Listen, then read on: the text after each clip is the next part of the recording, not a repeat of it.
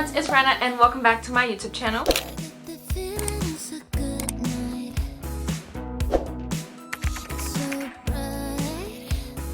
This video was semi-requested by you guys. I put this poll up on my community page asking you guys what Apple video you'd like to see from me next. I posted my What's on my iPhone 17 video last month. You guys really seem to love it. I gained a lot of new subscribers actually from that, so if you're new, hello, welcome. And so today's video will be my Apple ecosystem haul. I'm going to show you all of my products, what I use them for, and also my pros and cons to each of them.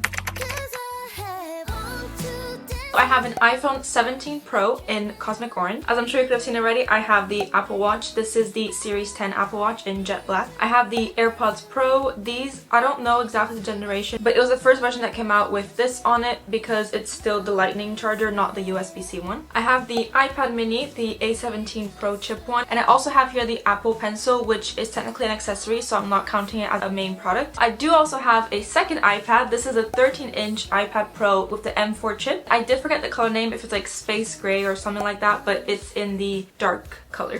I also have my MacBook Pro. This is the 14-inch M2 Pro chip MacBook, and it's in the silver color because I just think it's classic Apple. I couldn't go with a different one. But I do have a sparkly case on it. I think you can see there the sparkles. And then I also have the Apple Vision Pro. At the moment it's in its travel case, which looks like a space bag, I would say. Let me open it and show it to you guys. Here it is in the case, and here is the Apple Vision Pro outside of the case. And then I also have two other products that I don't have with me because they're currently plugged in and I don't feel like removing them and the cables and stuff, but it's the HomePod mini and then also my Apple TV. So I'm going to divide this video into sections per product. It's going to be iPhone, what I use it for, and then pros and cons, and then move on to the next product. When it comes to pros and cons, I'm not actually going to be listing every single pro that I think of each product or every single con. I'm just going to give like my top 3 or so.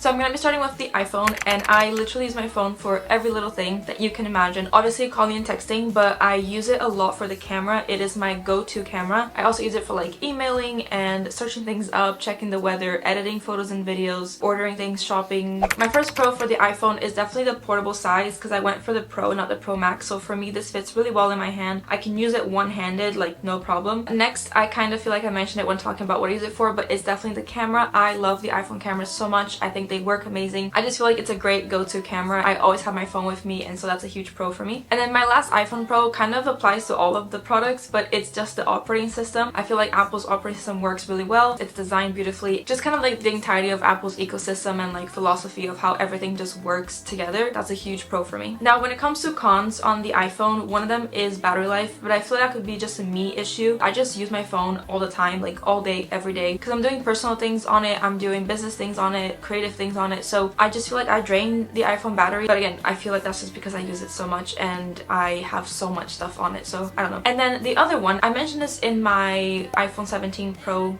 video, which I only did after like having the phone for about 5 days. I did say that I was really interested because of like the vapor chamber that they introduced, so to keep the iPhone from overheating. However, I still find that it does overheat. It definitely overheats way less than the 16 did, so I still see an improvement, but it's not as much as I thought it was going to be.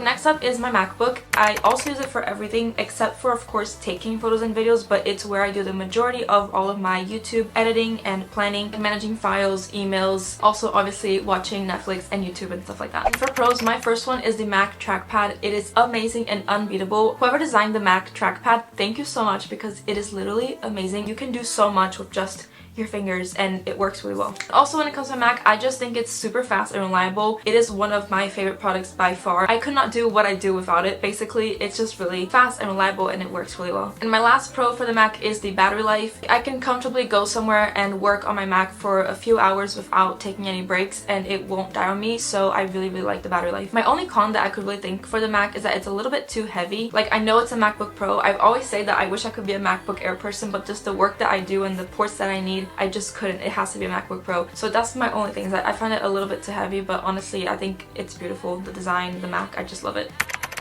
Next up is my iPad Pro, and my main use for this is usually actually as a secondary screen to my Mac or as a replacement if I want to go somewhere and do Mac-like work without the Mac, or if I want to do quite like detailed Procreate work. But when I show you guys the iPad Pro, it looks a bit thick because I have the Magic Keyboard on it. It's how I love to use it, so I basically only kind of use it almost like a little computer, but obviously like tablet form. This is, like I said, it's the M4 one. A huge pro is that it is super thin for a 13-inch iPad display. It's crazy for me. But like I said, because I use it with the Magic Keyboard all the time, it does become quite chunky and heavy, so that's actually a con of mine. With the Magic Keyboard, it basically becomes almost as thick and as heavy, if not heavier, than my Mac. Pros and cons to everything as this video is showing. Back to the pros of my iPad Pro is I think the display is beautiful. It is super thin. And obviously for the iPads, a huge pro is the Apple Pencil compatibility, which I find really fun. I love to like doodle and handwrite and just make notes by hand, and so the Apple Pencil is a really great pro for me. And then even though I was saying that the Magic Keyboard makes it quite chunky and heavy, I love it a lot because it feels like a Mac. The trackpad works like a Mac. You have now the function keys as well, so it just works really, really well, even though unfortunately a con is that it is a bit heavier and chunkier. My iPad mini is basically my go-to iPad, especially when it comes to traveling and just taking it with me on the go. When I don't actually need a big display, I just want to have a bigger screen than my phone, but still keep it like very mobile, very practical. And I use it mainly for entertainment, so like watching movies or playing games or like doing random doodles, not like full-on Procreate projects. And I think that the size of it is just really great. It's one of my pros for the iPad mini. It's just so portable and it works so well. Like the new chip that they have, the A17 Pro, is actually really, really good. And then my only con for the iPad mini is that there's no ProMotion. Actually no, sorry, I have two. So the refresh rate is 60 Hz and ProMotion is 120 Hz, so it just looks a little bit nicer and smoother, whereas the iPad mini doesn't have that. And then my only other con is it's really nitpicky, but it's that the bezel is a little bit larger than I would like it to be. So like on most of the other products, the bezels are quite thin, whereas on the iPad mini, it's still a little bit thick compared to the size of the product. But yeah, that's like my only issue with it. It's super nice and lightweight and compact to take. Moving on to my Apple Watch, I wear it every single day. It is always on my wrist unless I have it charging. I mainly use my Apple Watch to track my activities, so like workouts, movements, exercise, and steps. Obviously, I use it to check the time, but I also use it a lot to check the weather and my notifications. So when a notification comes through, instead of looking at my phone, I typically will glance at my watch first to see what it is, and then if it's important, I'll then reply to it or see whatever it is on my phone. And I also use it for the timer function a lot. My pros for the Apple Watch is that it's just super reliable and fast. Like I have no issues with the performance of it. It also charges really, really fast. I only put it to charge twice a day, and I think I put it for like 10 to 20 minutes roughly. I usually put it in the morning when I'm getting ready for the day, and then at night when I'm getting ready for bed. So that's when I charge the watch, and I wear it to sleep as well. Oh, I forgot to say, I use it to track my sleep. The battery life is also really, really good. Like I was saying with the charging, I don't usually charge like to 100%. I just kind of put it when I'm getting ready for the day and for bed, and it still lasts all the time. Like I've never had it die on me, which is amazing. Also, it's fairly thin and lightweight as well. Like I don't notice it when I'm wearing it. Obviously I wear it every single day, so now I actually notice it when I'm not wearing it. It feels really weird. My only con for the Apple Watch is that they made it slightly like bigger lengthwise so that they can make it thinner, I'm assuming. And so for me, the band now, it still fits, but it's just a little bit loose, and I can technically put it on like one smaller, but then it's like just a bit too tight where it's not like making any markings, but I like it when there's a little bit of wiggle room. And so this like tiny thing would mean that my perfect size is like right in between the two that I could wear, and so it's just a little bit annoying, but it's fine. I just wear on the looser one because I prefer that over it being like too still on my wrist. Next, we're moving on to the AirPods, and I feel like this is super self-explanatory of like what I use it for, but it's to listen to music or just whenever I need to listen to something and I want it to be just me and not other people. Obviously when like traveling, commuting, or if I'm like doing some work and I'm around friends or family and I don't want to bother them, that's what I use my AirPods for. Biggest pro from the AirPods is that even though it's Bluetooth, it never lags when it comes to editing, so I can comfortably edit a YouTube video on my Mac with the AirPods and there's no lag between like the audio and what I'm saying. Because if you've edited and you've used like other types of Bluetooth, a lot of them there's like a really big lag and it's really annoying. You have to then edit with like a wire. They also have amazing sound quality. Like generally, if you you don't have them and you're interested, you can just go to the Apple store and try it for free, and it's so good. Like the quality of the sound and the music, it's very crisp. And then obviously it's just super portable. I'm not really an over-the-ear headphones person. I definitely prefer in-ear ones, and the AirPods are just so convenient to carry around, and the battery lasts a long time as well, especially with the case, so it's just really convenient. My only con is that sometimes when you're listening to music and then you put your AirPods away, the music will just start randomly playing out loud from your phone, and I don't know why, because it doesn't happen all the time. It's very rarely. But if you know how to fix that, let me know in the comments down below, because obviously if I'm putting them away, I don't want the music to start playing, especially when I'm in a public space. I don't know if there's a way to fix that or not, but to be fair, I haven't googled it, so I should probably just google it.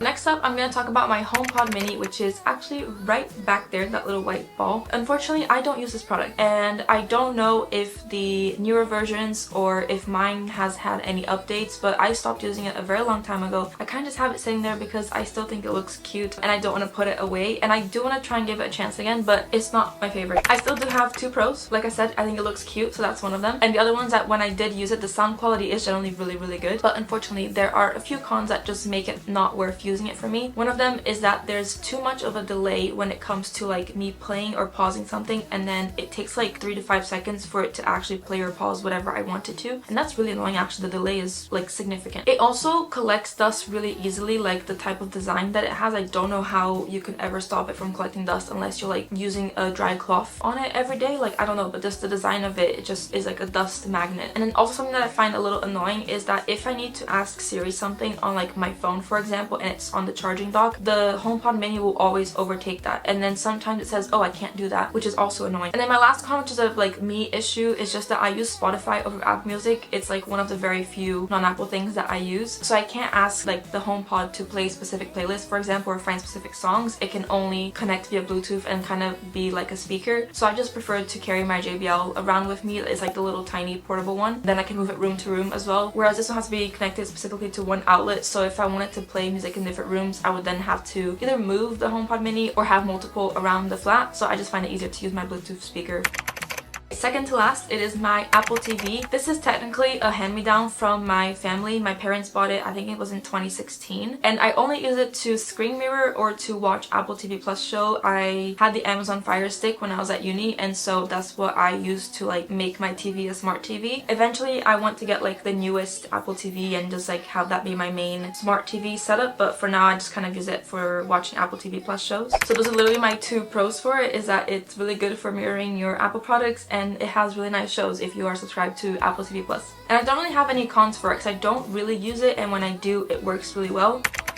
And last but not least, we have finally gotten to Apple Vision Pro. I'm sure you're curious as to why I have it. Like I said, I am a very big Apple fan, and so when they released this, I thought it was amazing and like really cool. I've always wanted to have a first gen Apple product, and I was obviously too young when the previous first gens came out, and so I could never have one. But I will say I was never into anything like VR, AR, spatial computing, and so like this was definitely interesting for me that it piqued my interest, but now I have it. And the main reason why I got it is to have kind of like an unlimited Mac display virtual office setup where I can literally have my apps all around me. It works really well for that, and so that's one of my pros, is the Mac virtual display and just like being able to have many windows open at the same time, but like at a large scale, whereas on the Mac you can obviously have multiple windows open, but they're all either on top of each other or fairly small, because I have the 14-inch one. Also, it's really great for like entertainment. I think I kind of just like mixed the what I use it for slash my pros for the Apple Vision Pro, but they're kind of the same thing. And then when it comes to my cons, this is obviously a first gen product, so it's not perfect whatsoever. So definitely is a bit too heavy for like everyday casual use. I use it very much on occasion. And also the battery life isn't great either. You always have to be connected to the external battery via the cable, and then that only lasts 2 hours, if that. And then obviously it is not very practical or portable. If you are wearing Apple Vision Pro, it just makes it a little bit difficult to like drink water, for example, or snack on something, which is not necessarily ideal for movies. Also, when it comes for like getting your work done, it's not something that I would wear for more than like 1, maybe 2 hours. It's not my go-to setup, but I think it's really cool anyway. It just depends.